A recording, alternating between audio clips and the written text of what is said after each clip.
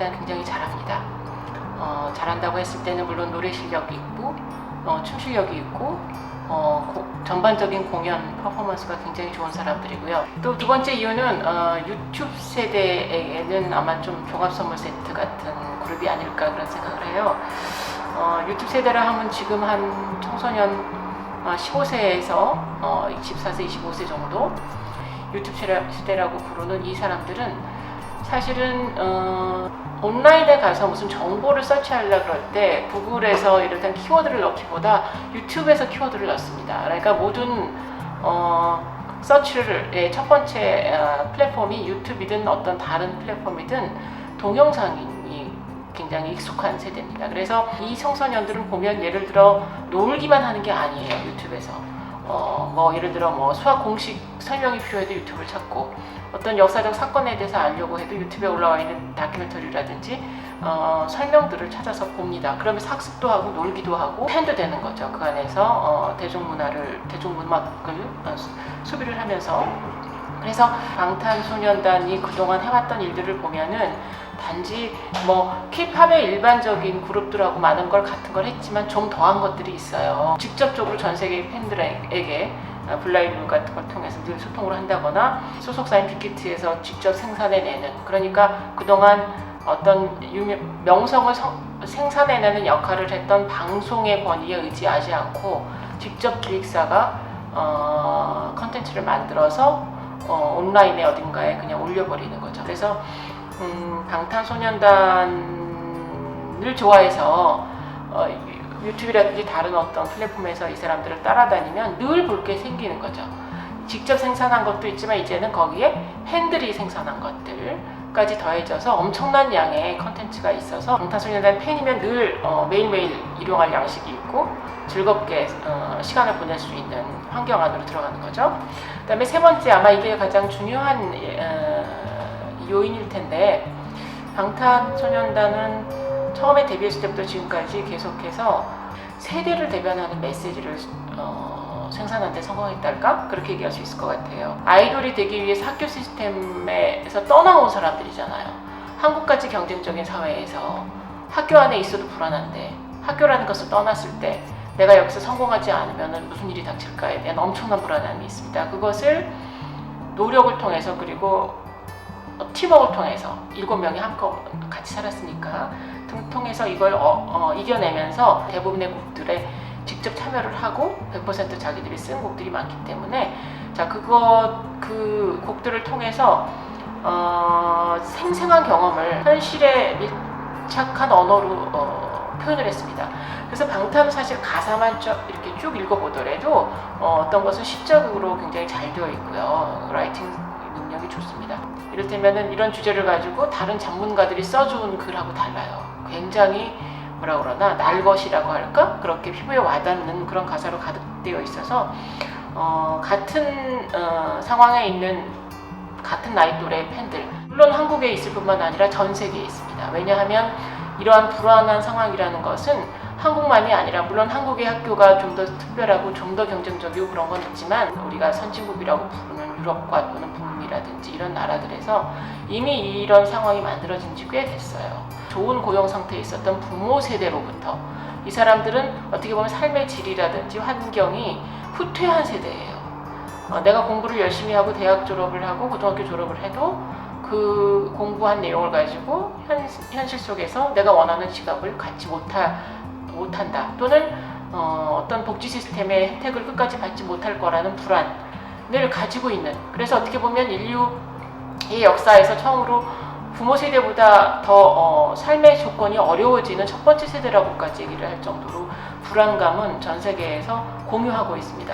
자, 그런 사람들한테 방탄은 그것보다 좀 더 심한 불안을 정말 피부로 느끼면서 아이돌로서 거기에 온갖 에너지를 한꺼번에 다 투여하고 서로 격려해가면서 노력을 통해서 헤쳐나오고 성공하는 걸 그대로 24시간 보여주는 그런 메시지를 보여줬기 때문에 많은 팬들한테, 또 팬이든 아니든 방탄의 콘텐츠를 보는 사람들한테 희망과 용기를 줬다고 해요. 그래서 팬들한테 인터뷰를 해보면 공통적으로 나오는 말이 있습니다. 굉장히 감동적이기도 한데 이렇게들 얘기해요. 내가 인생에서 가장 밑바닥에 있을 때 나를 구해줬다 그래요. 나를 구했다.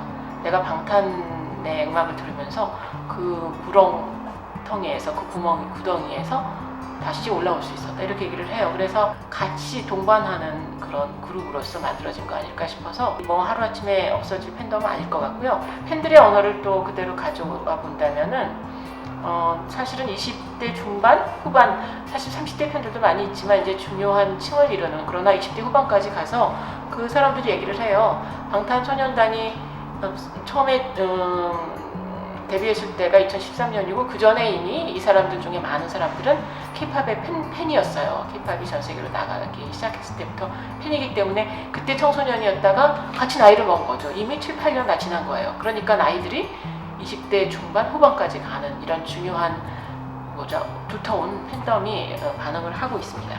공통점은 글쎄, 유튜브의 덕을 많이 봤다. 성공을 하는 중요 루트가 세계와 소통했던 루트가 길이 유튜브였다. 그리고 한국 가수다. 이 정도. 그리고 많이 다릅니다. 전 세계에 있었던 그 강남스타일의 인기라는 것은 사실은 굉장히 바이럴한 거였어요. 그 말은 뭐냐면은 본인도 사실은 여기저기서 그 말씀을 했고 인정을 한 사실인데, 친구들이랑 놀듯이 뮤직비디오를 2, 3일 만에 찍었는데 대부분 거기 나오신 분들이 다 지인들이잖아요. 연예계에 있는. 뭐 재밌게 그냥 찍은 거를 유튜브에 그냥 업로드했는데 어느 순간 그게 몇몇 유명한 사람들의 눈에 띄어서 한번 트윗되고 리트윗되면서 굉장히 이제 급하게 전 세계로 퍼져서 바이러스처럼 퍼졌기 때문에 이제 그 온 건 생긴 말인데, 사실은 그때가 2012년에서 2013년 사이였죠.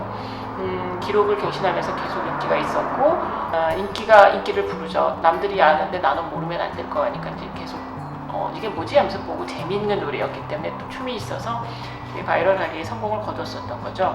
그러나 그럼에도 불구하고 하나의 그냥 예외적인 사례랄까. 왜냐면은 이분은 K-팝의 전통적인 어떤 생산과 소비 양식을 대표하는 사람도 아니고 K-팝이 생산해내는 남성성이라고 할까, 여성성이라고 할까, 그런 문화적인 특성을 대표하는 분도 아니에요. 오히려 뭐라 그럴까, 헐리우드이 만들어낸 여러 가지 동양인의 스테레오타입에 맞는, 동양인들은 저렇게 그냥 웃긴 면도 있고 성격은 좋고 하하거리는 어떤 남성성, 그래서 그냥 같이 친구하기는 좋지만 그 이상도 그 이하도 아닌 이런 어떤 남성성이랄까, 그런 것에 적합한 인물이라고 할까, 그랬었어요. 그러나 방탄소년단은 다르죠. 세계 팝문화 시장에서 어떻게 보면 정면 승부를 했다고 볼 수 있고요. 글로벌 팝 시장에서의 정면 승부일 뿐만 아니라 굉장히 매력적인 남성성을 가지고 있다는 거죠. 그래서 대부분의 팬들이 여성인 이유, 그리고 여성들 또는 뭐 팬들이 남성도 많이 있습니다. 이분들이 입에서 나오는 새로운 남성성, 단지 아시아인에게만 통하는 그런 남성성이 아니라 여러 가지 의미에서 굉장히 새로운 매력을 전하고 있어서 이 부분은 굉장히 다르고 새로운 부분입니다. 네. 제가 보기에는 방탄소년단이 다른 성공한 K-팝 그룹과 다른 부분들은 이제 한 3가지 정도로 찾아볼 수 있겠습니다. 첫 번째는 시작을 힙합의 강한 정체, 힙합 그룹으로, 힙합 아이돌 그룹이라는, 어떻게 보면 굉장히 모순적인 두 정체성이에요. 힙합이라고 하면은 어떤 진정성이라고 할까, 스스로 겪어서 나오는 내용을 스스로 표현하는, 그러니까는 직접 작곡하고 직접 느낀 것을. 그러나 아이돌은 시스템이 만들어내는 거거든요. 그러니까 누군가가 룩을 만들어내고 경험치를 만들어내고 또 만들어진 곡을 주고 가사를 주고 이 사람들은 퍼포머를 하는, 그게 이제 아이돌이지 않습니까? 아이돌들은 이제 퍼포먼스 상으로는 이제 상당히 우수한 뭐 절정에 달하도록 훈련을 통해서 그리 도달하는 거고요. 그러니까 이거 둘 사이는 어떻게 보면 굉장히 극단적인 다른 내용을 가지고 있는 두 형용이 붙어 있는 게 힙합 아이돌인 거죠. 그런데 그렇게 시작을 해서 사실은 처음에는 굉장히 힙합적인 부분이 강했죠. 춤이든 노래든 가사든. 이제 그러다가 서서히 아이돌적인 부분, 그러니까 좀 더 팝적이고 많은 사람들이 좋아할 수 있는 내용, 그리고 이제 퍼포먼스가 훨씬 강해지는 이런 쪽으로 이제 가게 됐는데, 그럼에도 불구하고 방탄소년단은 애초에 힙합 그룹의 아이덴티티를 여전히 지니고 K-팝 아이돌로 진화하는데 성공한 것 같아요. 그래서 사실은 이번에 나왔던 최근에 나온 이제 마지막 앨범이요. 그 러브 유어셀프의 앨범 기승전결의 마지막 그 앨범의 타이틀곡이 아이돌입니다. 아이돌. 그 가사를 보면 남들이 나를 힙합 아티스트라고 부르든 아이돌이라고 부르든 난 상관없다. 나 그대로를 사랑한다. 이렇게 얘기할 때는 사실은 이 그룹이 그동안 많은 비판을 받았었거든요. 사실은 힙합 계열부터 너네들이 하는 게 무슨 힙합이야, 머리 물들이고 화장하는데, 자 이런 비판을부터 받았고, 또 아이돌 쪽에서는 우리랑 비슷한데 왜 또 쟤네들은 힙합인 것처럼 아티스트 석인 척을 할까라는 비난도 있었을 텐데, 압력도 뭐 내 압력이 있었을 텐데, 그럼에도 불구하고 이제는 이 마지막 4부작이었던 러브 유어셀프, 이제 결국은 유네스코와 콜라보레이션을 하면서 유엔에서 연설을 통해서 스스로를 사랑하자라는 메시지까지 갔는데, 그게 결국은 자신들이 그걸 실천하게 된 과정이기도 한 거예요. 그래서 어떻게 보면 더 진정성 있어 보이고, 이게 어디서 매니징 당하는 내용이 아니라 저 사람들의 이 경험치에서 나오는 굉장히 진정하고 뭐라 그럴까, 만들어지지 않은 그런 그 메시지, 전반적인 메시지, 콘텐츠를 가져가는데 성공하고 있어요. 그게 다른 그룹하고 굉장히 큰 차이죠. 아무리 뭐 다른 성공한 그룹들의 이름을 내가 굳이 들지 않더라도 그 사람들은 굉장히 좋은 능력을 갖고, 사실은 K-팝 많은 그룹들이 이제는 스스로 작곡하고 작사도 합니다. 스스로 프로듀싱 하는 그룹도 많이 있어요. 그럼에도 불구하고 이런 정체성을 함께 가져가고 있는 기에는 아직은 역부족인 거죠. 그런데 방탄은 여기 성공했어요. 그게 첫 번째 이유인 것 같고요. 두 번째 이유가 이제 첫 번째 이유가 또 밀접하게 관련이 있지만, 이렇게 성장하면서 팀을 이루는 데 성공을 했어요.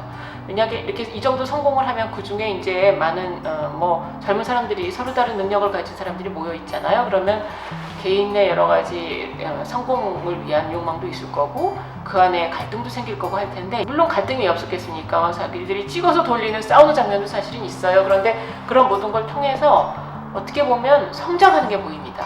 처음에는 사실은 그 곡을 쓸 수 있는 사람이 둘이었고, 나머지는 다른 능력을 가지고 있는 사람이었는데, 몇 년 동안 같이 생활을 하면서 전혀 춤을 출 수 없는 사람들이 열심히 노력을 해서 춤을 춰서 공연을 하고, 곡을 쓰는 능력이 떨어졌던 사람들이 마저 본인도 작사를 하고 곡을 쓰고 싶은 욕망 또는 능력이 높아가고 있는 게 보여요.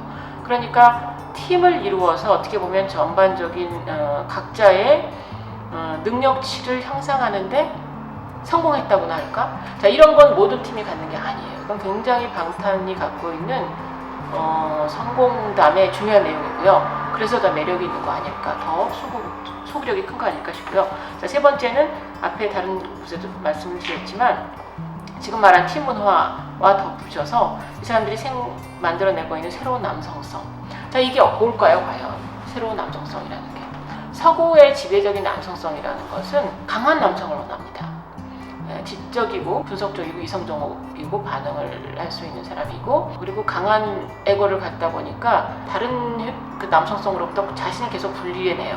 남 앞에 눈물을 보인다든지 연약함을 보인다든지 이런 것들, 외로워한다거나 슬퍼한다거나, 이런 남성성들의 코드로부터 좀 멀어져 있습니다. 그래서 사실은 이런 남성성에 딱 맞는 남성들이 얼마나 있겠어요. 늘 일상에서 살아가면서 그게 도달해야 될 목표라는 것은 어려서부터 교육받죠. 왜 남자애가 울어? 또는 그거 가지고 아프다 그래 라든지, 이런 걸로부터 억압당했던 많은 개인의 성향 같은 게 있단 말입니다. 기존의 서구의 남성성은 그런 부분에서 너무 제약이 많았어요. 자, 그런데 이 방탄소년단들이 24시간 살고 하는 걸 보면 굉장히 자유롭습니다. 물론 얼굴에 화장하고 예쁘고 심지어 여자보다도 더 예쁜 얼굴을 가질 수도 있고, 그러면서도 동시에 남성적인 매력을 놓치지 않을 수 있다는 것을 보여주는 거예요. 그래서 그 서구의 팬들은 이 부분을 굉장히 해방적으로 봅니다. 그동안 어떤 진 또는 어떤 규율로서 바깥에서 주어져 있던 여러 가지 남성성의 규칙들을 깨면서도, 넘어서면서도 충분히 남성적일 수 있고, 남성성의 어떤 형용의 영역을 굉장히 넓혀줬다고 할까, 그런 역할을 하고 있습니다. 그러니까 당연히 팬층이 두꺼워질 수밖에 없고 아마 공연장에서 드러나는 남성 팬들보다 훨씬 많은 남자들도 보고 듣고 즐기고 있으리라는 거 우리가 예상을 할 수 있습니다. 빅히트는 BTS를 방탄을 만들면서 가장 큰 카드로 두 개를 쓴 것 같아요. 하나는 스스로 작곡하고 표현할 수 있게 해야 되겠다. 그러기 위해서 자율성을 줬어요. 그 자율성이 사실은 어느 정도인지는 회사를 안에서 각 회사의 문화를 직접 겪어보고 비교하지 않으면 알 수는 없지만 어쨌든 겉에서 볼 수 있는 것으로는 이 사람들은 적어도 다른 회사의 아이돌들보다 커뮤니케이션을 하는데 바깥의 팬들과 바깥 세계와 소통하는데 매니징을 훨씬 덜 당합니다. 물론 회사에서 이제 컨트롤을 하는 여러 가지 콘텐츠도 많이 만들어지고 있습니다. 그건 그거고 그거 플러스 직접 이 사람들이 소통할 수 있는 굉장히 많은 루트를 만들어 놨기 때문에 자, 이 부분이 큰 차이죠. 두 번째는 빅히트가 방탄소년단의 컨텐츠를 가지고 트랜스미디어 전략을 씁니다. 자, 트랜스미디어 전략이라는 건 뭘 얘기하느냐면 방탄이라고 얘기할 수 있는 컨텐츠가 있어요. 자, 근데 이게 뭘까요? 이 사람들은 자연인이기도 하고 연예인이에요. 플러스 이 사람들이 캐릭터로 출연하는 뮤직비디오와 또 다른 컨텐츠의 세계가 있어요. 자, 이렇게 세 개의 서로 다른 레이어를 가지고 방탄이라는 컨텐츠를 복잡하게 만들어내는 것을 전략적으로 합니다. 빅히트는. 아마 이런 접근은 한국에서는 처음 본 것 같고요. 보통 트랜스미디어 전략이라고 얘기할 때는 미국 문화산업이 적극적으로 수행하고 해왔던, 예를 들어 어떤 걸 얘기하냐면은 보통 코믹스, 만화가 있죠. 미국 만화를 원작으로 해서 그걸 가지고 영화도 만들고 게임도 만들고 텔레비전 애니메이션 시리즈도 만들고 여러 가지 컨텐츠를 만들어내는데 문제는 이 컨텐츠가 본래 있었던 어떤 텍스트의 원본에 조금씩 다 달라요.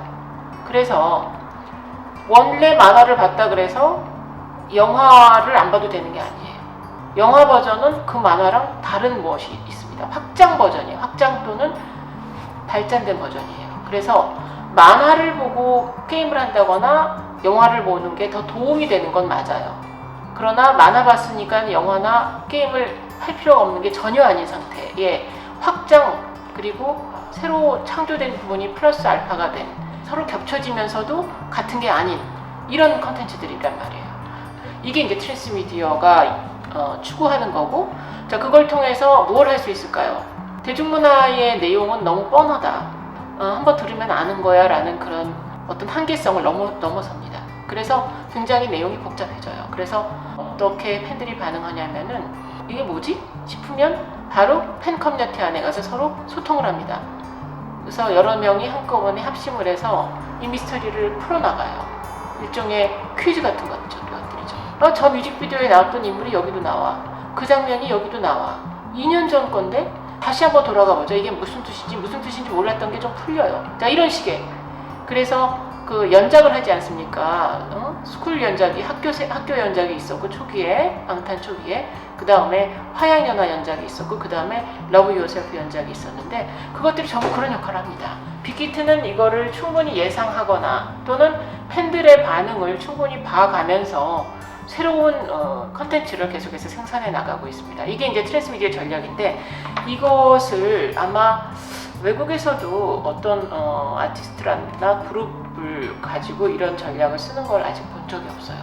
그리고 국내에서는 더더욱이 그렇죠. 그래서 방탄이 이 부분에 있어서는 굉장히 새로운 영역을 개척하고 있고, 아마 서구의 팬들은 대중문화를 이렇게 수용하는데, 이런 식으로 소비하는데 익숙해요.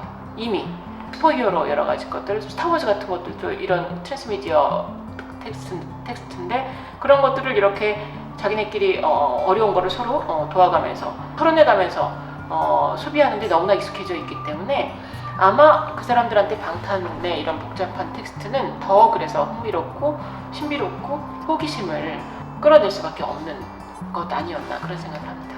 관계가 굉장히 많이 있죠. 그리고 이것은 BTS뿐만 아니라 K-POP 전체가 세계 속에서 이렇게 전진할 수 있는 중요한 이유 중에 하나입니다. 어떻게 보면 K-POP이 이러한 그 플랫폼의 변화를 변화에 가장 빨리 잘 적응했기 때문에 이만큼 세계 속에서 성공할 수 있지 않을까 싶습니다. 그 중에 이제 한 가지 가장 중요한 게 무료 업로드 부분입니다. 무료 경제를 만드는데 성공했어요. 그래서 이제 무료 경제를 하면 오해가 없으셔야 되는데, 물론 이제 유료화되는 부분이 있고, 근데 대표적인 게 CD 판매인 거죠.